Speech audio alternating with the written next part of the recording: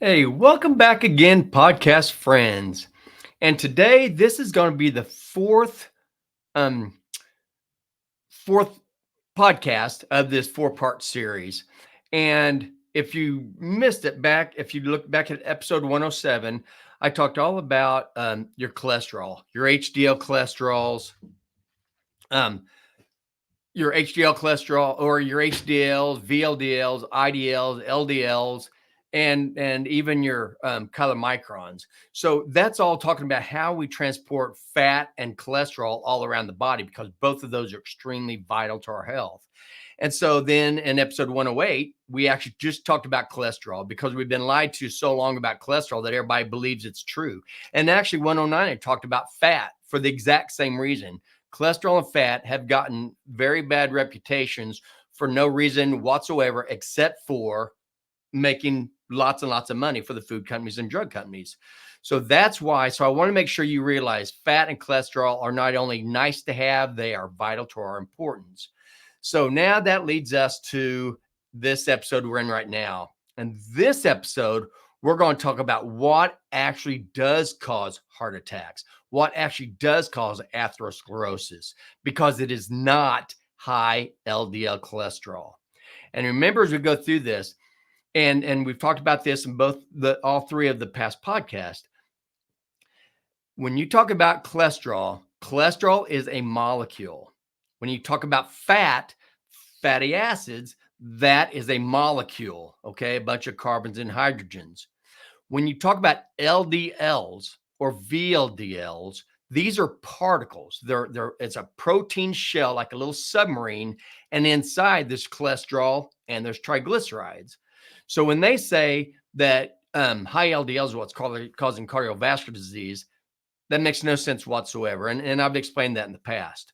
So let's get into what actually does. If you remember from back in episode 107 called The Fats on the Move, the Science of Lipid Transport. If you haven't seen that, you might want to go back and listen to that first because this will kind of make a little bit more sense. But basically what happens is your VLDLs, these are your very large lipoproteins. Okay. I mean, very low density lipoproteins. Okay. And the reason they're low density, these are the ones that are made in the liver. And again, remember, there's a particle. So there's a protein shell, and then there's cholesterol and triglycerides.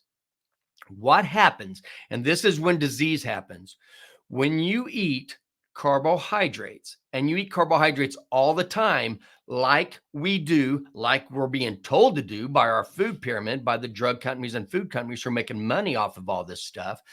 When you're told to eat most of your calories from seeds, grains, flours, pastas, rice, which is the worst thing you could possibly do, but they still promote this. They still promote this ludicrous food pyramid. It's crazy. And now they call it the food plate. Same thing. They're still lying to everybody. When you eat all those carbohydrates, the basic building block of all carbohydrates is glucose. So all these carbohydrates that you're eating all the time, every 3 to 4 hours, and I've talked about that in past podcasts too, you're eating every 3 to 4 hours because you're not giving your body any nutrients that it needs. Your body does not need any glucose that you need to eat. All the glucose that it needs, it can make out of fat and it can make out of protein. So you do not have to eat carbohydrates at all. Okay. You can, as long as you keep it low. And that's what we're going to talk about. Because the more carbohydrates you eat, the more glucose, because that's the basic building blocks of carbohydrates, which is anything plant-based, anything doesn't come from an animal. Its basic building block is glucose. So all these carbohydrates, all these plant-based, non-animal foods that you eat, you're putting more and more glucose into the bloodstream. Your body, your whole bloodstream, if you take all the glucose in your bloodstream, okay, it comes to about 1 to 2 teaspoons of sugar. That's all. That's all the glucose we have in our entire bloodstream is 1 to 2 teaspoons. So when you look at how much sugar we eat, one can of soda pop, 12-ounce can of soda pop has around 10 teaspoons of sugar in it. Then you add that to all the ultra processed food and everything else. They put sugar in everything because they know you're addicted. They spent billions of dollars to get you addicted. And now they've got you addicted. So you're constantly eating all this flour and sugar all the time. It all gets turned into glucose. Now you have all this glucose in your blood. Remember, you only need 2 teaspoons, period. So all this extra glucose that your body cannot use, it assumes that you know what you're doing by what you're putting in your mouth. So it thinks that it's supposed to take all this glucose and turn that into energy. So the way it does it, it takes all this glucose in the liver and it turns it into triglycerides. Okay, remember a triglyceride is this is the mobile form. This is the way your body moves triglycerides around or fat around your body. And it's also how it stores fat. It stores it and mobilizes it in the form of triglycerides. A triglyceride is like a big capital E. It's got the vertical backbone, a picture capital E. So you have a glycerol backbone, and then the 3 horizontal parts are fatty acids. And that's what your body does. Your liver's turning all the glucose molecules that it can't use for energy because you're not burning up anywhere near the energy that you're eating. So it turns all these into fatty acids in the liver. Then the liver combines that to glycerol to make these triglycerides. Then what it needs to do is it takes these triglycerides from the liver that's made from all this excess carbohydrates. This is not the fat that you eat. That goes through a different process through the chylomicrons. And again, I talked about that in episode 107. So these triglycerides are what your liver's making from all the glucose that you're eating, which means all the carbohydrates you're eating. So you're making massive amounts of triglycerides. What the body normally does is it takes the cholesterol and triglycerides, puts this protein around it, this protein submarine, and that's called the VLDL, a very low density lipoprotein, because it has a protein and it has the cholesterol and lipid fat as in the shell of it or down in the hull of it. Now, when you eat excess carbohydrates, which means you're eating excess glucose, which means your body's trying to figure out what to do with it. So it turns all this excess glucose into triglycerides. So now what happens is inside your liver is trying to do what to do. So now it's making these same normal VLDL particles that it always has, but now it's got a lot more triglycerides that you have to put in it. So you have very little amount of cholesterol and a lot of triglycerides versus what you normally have. Because you normally have from a VLDL, it usually comes out and you have somewhere around twice as much triglycerides as you do cholesterol. But now when you're eating this, you have a lot of triglycerides, 3 to 4 times as much as cholesterol. The reason that is because you're eating so much glucose that you have making so many triglycerides. Your body's trying to get that out of the liver and mobilize that around to the fat cells so you can store all this extra fat that you're producing from all these carbohydrates you're eating. And that's why people get more and more obese. So now you have all these triglycerides and this cholesterol in this VLDL, and it's traveling around your bloodstream and it's dropping off all this triglycerides. And again, I talked about all this in episode 107. The difference is normally as it drops off these triglycerides, it goes from a VLDL, from a very low density lipoprotein down to an IDL, which is an intermediate density lipoprotein because it's lost some of its triglycerides. Then it goes down to a small as it gets rid of more triglycerides, it goes down to an LDL, a low density lipoprotein. That's the normal way. But since we had way more triglycerides in the hull than we did cholesterol, as we drop off all those triglycerides going into all the fat cells, the ship, this submarine actually shrinks down even smaller than a normal LDL. So a normal LDL, it's called a large buoyant LDL. Normally what happens is that once it gets down to a large buoyant LDL, because it's dropped off some of its triglycerides, that goes back to the liver and starts getting more cholesterol and more triglycerides and turns back into a VLDL before it's released again.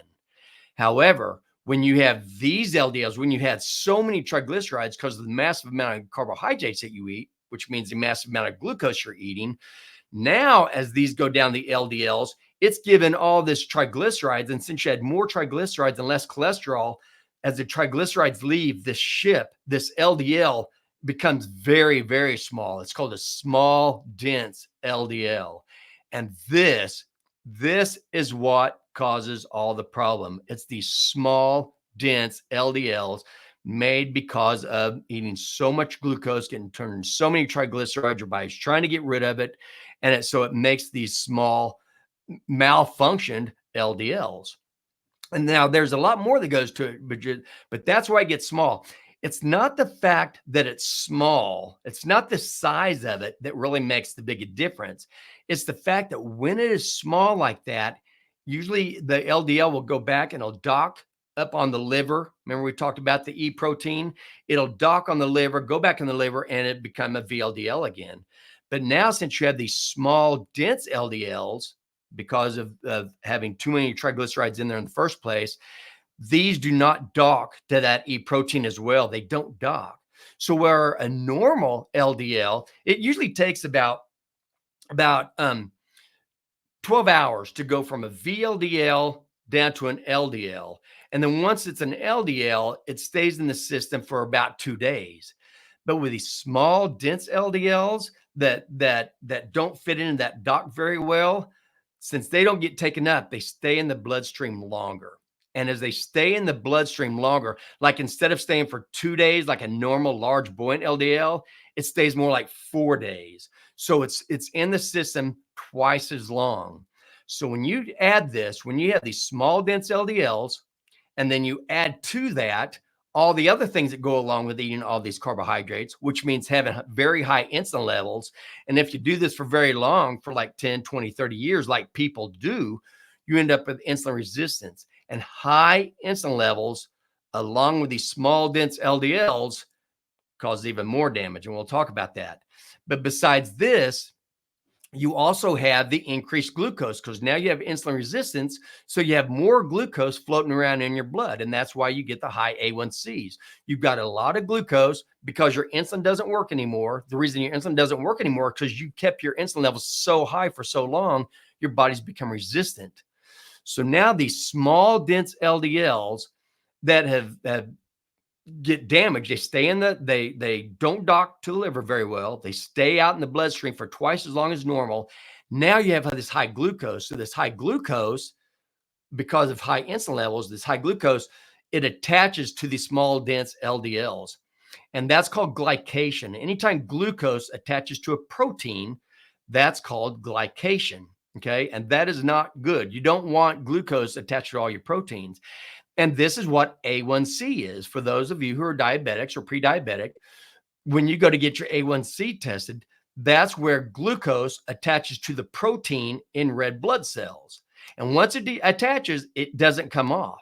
So the more glucose that attaches to the protein in red blood cells, the higher your A1C is. Okay. And this is called glycation. And again, glycation is not good for your arterial walls, and it's not good for the proteins in these LDLs, these small dense LDLs.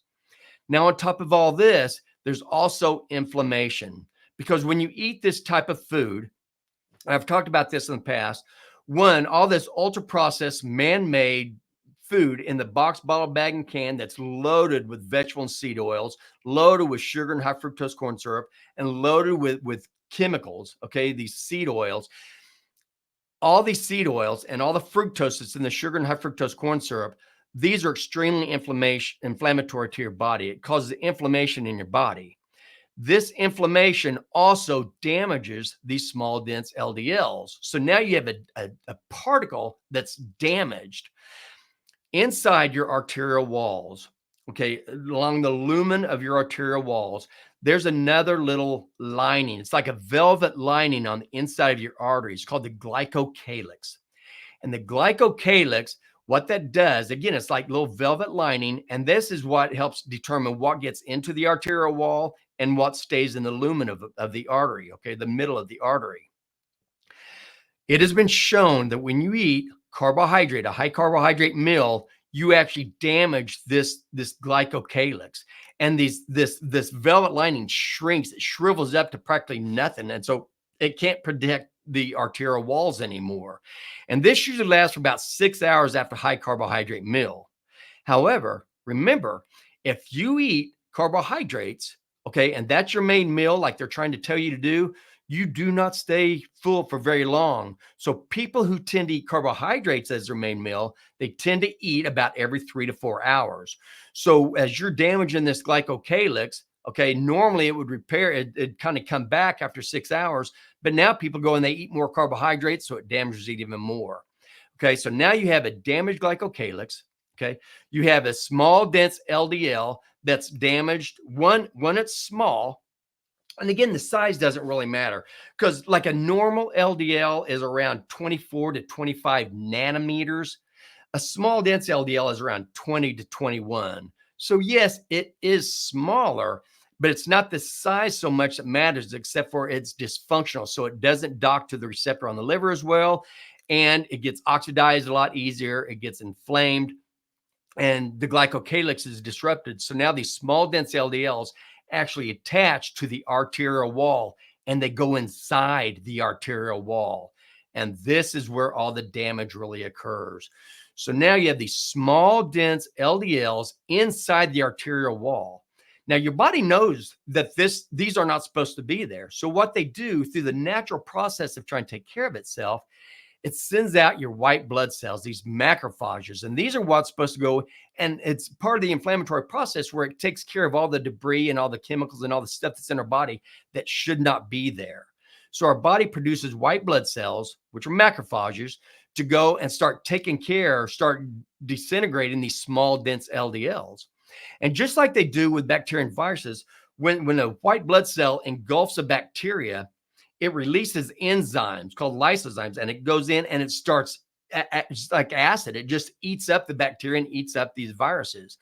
Well, it's doing the same thing when you have these small, dense LDLs. They know that those aren't supposed to be in the arterial wall. So it sends macrophages to start eating them and releasing these enzymes, okay, these lysozymes. As it releases these enzymes to get rid of these small, dense particles that are inside, and remember, it's the particle. This isn't cholesterol. This isn't cholesterol causing any of this. It's the small, dense LDL particle that is causing all this damage. And it's small, dense because of all the carbohydrates that you eat that get turned into triglycerides. Okay. So, yes, I keep going over the same thing because I really want you to understand this. It is not cholesterol that causes cardiovascular disease or atherosclerosis.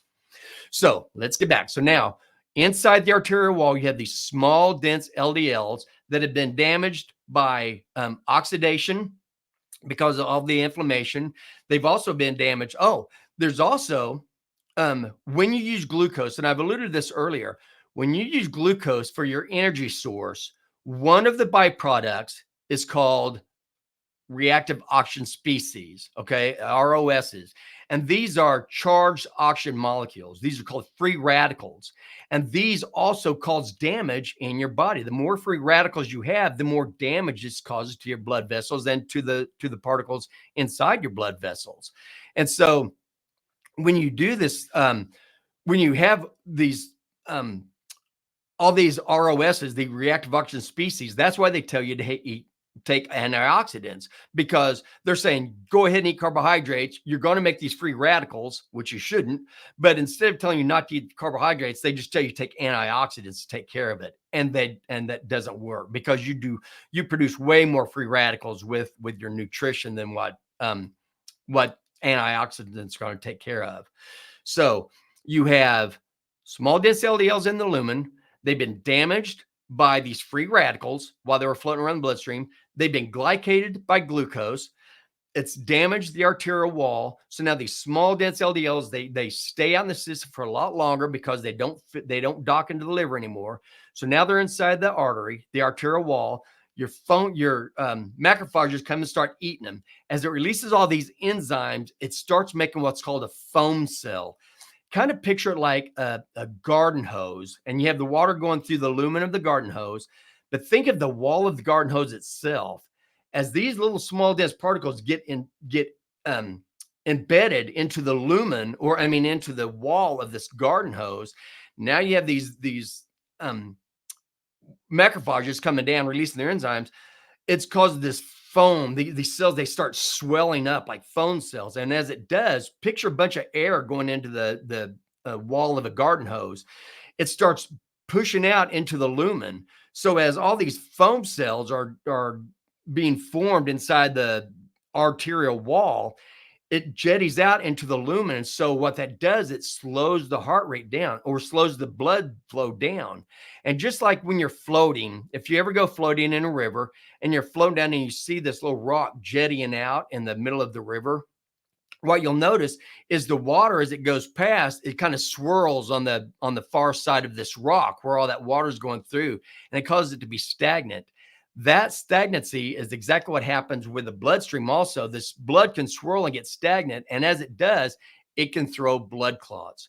So you have decreased blood flow going through these foam cell invaded walls of the arteries. So that gets narrow. So you have decreased blood flow and you have stagnant. So you can increase blood clots. If this is happening up in the heart, which is a very common place for it to happen, this can decrease blood flow to the heart, causing cardiovascular disease, causing heart attacks. Okay. So it's these foam cells from these small, dense LDLs that are jetting out. It is not from plaque, from cholesterol floating around in your blood. That is a lie that's been told over and over and over again. So what is plaque? When you damage your blood vessels, okay, how do you damage your blood vessels? You damage them, one, by getting atherosclerosis, because when you do this, when you have all these foam cells in there, these arteries become very stiff, okay? When they become stiff, they don't dilate anymore. Like every time your heart pumps, your blood vessels should dilate. But if you have hardening of the arteries caused by these small, dense LDLs that are embedded in the lumen because of all the sugar and the inflammation and everything else that's going on that we've just talked about, when you have that, what this does is it causes damage, causes little tears in the arterial wall. So your body tries to fix these tears that are happening in the arterial wall. Well, all your cells, remember, every single cell in your membrane or in your body has the membrane that's made out of fat and made out of cholesterol. So when you damage these cells in the arterial wall, you get fat and cholesterol. However, because that's what those damaged cells are made out of. However, you're also trying to produce more cells to actually fix this. So your body sends more LDLs, more cholesterol out there so it can take and remember, LDL is a particle. It has cholesterol and triglycerides in it. So as this protein submarine is carrying this cholesterol into the fat cell to where this damages, it's trying to heal those cells. So, and I've said this in the past, that's why when your body is trying to heal those cells, that torn up arterial wall from these small, dense LDLs, you're going to see an increase in your LDL, your good, large, buoyant LDL particles. You're going to see an increase in those because it's trying to patch this area. So blaming cholesterol, LDL particles on this, saying that that's what's in plaque, is like, and I've said this earlier, it's like blaming every time you see a car wreck, there's always an ambulance there. So that's like saying, oh, every time there's a car wreck, there's an ambulance there. So ambulances must be causing the car wrecks. That makes no sense whatsoever. But that's exactly what they're saying, because we damage our blood vessels, our arterial walls, because of all the glucose that we're eating, because of all the carbohydrates we eat, and the man-made food with all its toxins. You damage the blood vessels, and the body is trying to send repair. It's trying to send the ambulance. It's trying to send these LDLs there so it can help repair this damage. That's why you see LDLs. But the LDLs are not what's causing cardiovascular damage. And it is never, ever, ever, no studies, no proper studies have ever shown that high LDL particles cause cardiovascular disease or cause atherosclerosis. Okay. Hasn't been shown. So what is plaque? Plaque is where your body's trying to heal it. So inside these plaque, you're going to have both cholesterol and fatty acids for two reasons. One, because the cells are being damaged, so it releases these because every cell is made up of these. And then also you're taking cholesterol and fatty acids there to help repair and rejuvenate new cells. So plaque has cholesterol, fatty acids, also has cellular waste products, because again, you're causing damage. So all the waste products that are inside those cells, those are released also. So that's in the plaque. And then you're going to have calcium and fibrin. And fibrin is what helps with fibrin clots, like a scab. That's how you make, basically, you make a little scab on the inside of the blood vessel. But this is all normal. This happens all the time. It's just that when you have all these small dense LDLs, when you eat carbohydrates time, you're damaging your blood vessels constantly. So you're always damaging blood vessels. You're always activating all these LDLs. You're always activating your macrophages, your white blood cells, to help take care of this. And that's why you have plaque on the arteries. It's not from the plaque breaking off that causes cardiovascular disease. It's from the foam cells causing decrease in the lumen of blood vessels, which decreases blood flow plus clot formation, like we said, like the rock jettying out in the river. And again, I really want you to, I hope you understand everything that I just said, because it's so important. Now a big thing is, how do you know from your blood test, from your cholesterol test, your lipid profile that you get from the doctor, how do you know if you have small dense LDLs, the bad ones, or large buoyant LDLs, the good ones? Because when you go to the doctor, all they do is they test your LDL level. Okay. The way you know is you have to take a ratio. If you look at your total triglyceride level and divide that by your HDL level, okay, you want that number to be less than 2. And really, you'd like to have it closer to 1 to 1 or less if you could, but you definitely want it less than 2. So that's your triglycerides divided by your HDLs. So as your HDL number goes up, that makes that ratio go down. And if you listen to the podcast where I talked about, in podcast 108, talking about cholesterol, you know that when you have decreased fat intake, you have decreased HDLs, which is your good cholesterol. So when you don't eat fat and cholesterol, you have decreased HDLs. You're eating all these carbohydrates. Carbohydrates get turned into triglycerides. So if you have high triglyceride levels on your blood work from the doctor, on your lipid panel, that comes from carbohydrates. You have to stop eating all your carbohydrates, because that's what produces these triglycerides. Okay. So that's why if you're eating all these carbohydrates and you're not eating fat, your HDLs go down, your triglycerides go up. So when you do this ratio of triglycerides divided by your HDLs, that's going to be very, very high. And that means you've got a lot of these small, dense LDLs, and you are on your way to having basically, you're on your way to having organ damage to almost every single organ in your body. And that's why we're seeing all the things that we're doing. So what you want to do is decrease the triglycerides and increase the HDLs. So you decrease the triglycerides by not eating these carbohydrates, and especially not man-made carbohydrates. And you do it by eating fat, because fat's going to increase your HDLs, and that's going to lower that percentage. Okay.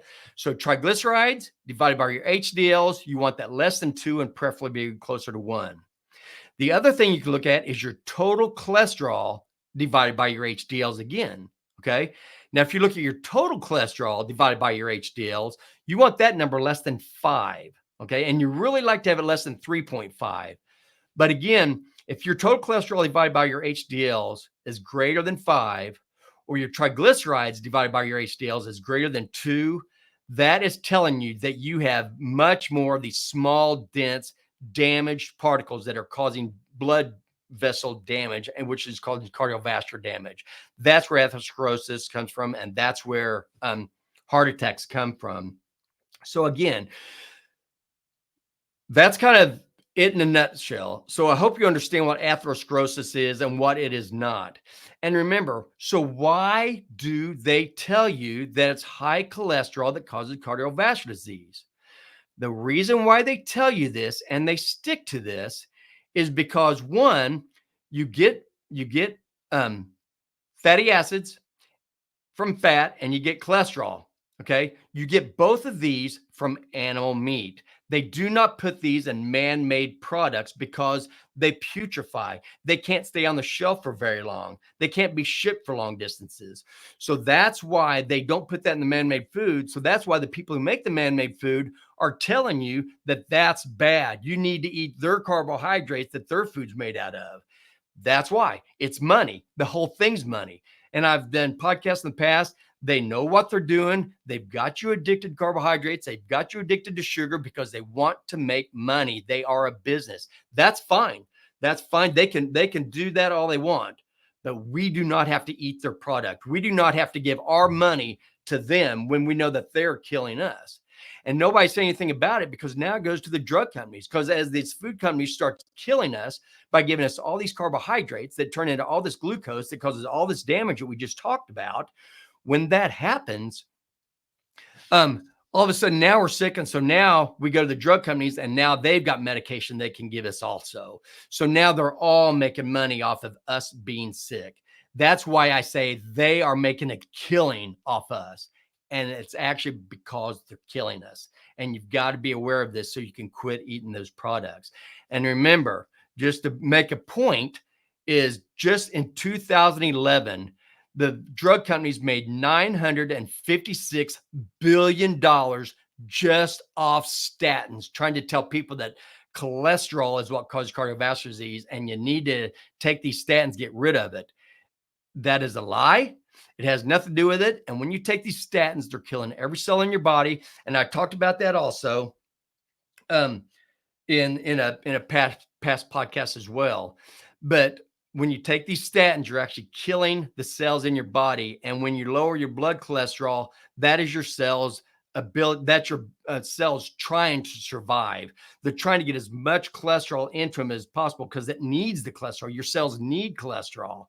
So that's why your cholesterol levels go down. It's because you're poisoning your cells, which means you're killing your organs.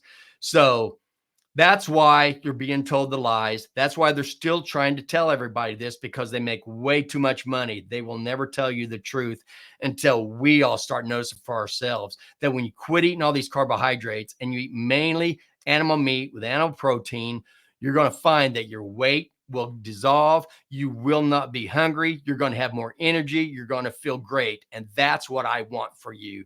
So the way I try to explain this to you is this scientifically. I want you to understand how the body works. And whenever you're looking at any diets or anything, when you listen to these commercials, remember your body causes you to be hungry to eat because it needs nutrients. When it needs nutrients, it means that you need omega-3 and omega-6 fatty acids. Those are essential fatty acids. You only get those from fat. So you have to eat your fat in order to get it. And then there's 9 essential amino acids, which is the basic building blocks of protein. So out of the total of 20 amino acids that make up all the proteins of all the animals and plants, 9 of those are essential, means you have to eat those. Our body needs those. Okay. So when all you eat is plants, or when all you eat is man-made food, you're not getting the fat. You're not getting the fat you need. You're not getting the cholesterol you need. And you're also not getting the amino acids that you need. You also aren't getting very many of the vitamins and minerals that you need also. Even if you eat real God-made fruit and God-made vegetables, you're going to have to eat a ton in order to get the vitamins and minerals you get, to where if you just have a nutrient-dense meat like steak, you're going to get all the vitamins and minerals that you need also. So anyway, I'm rambling. That was just a recap of kind of all the podcasts I tend to do.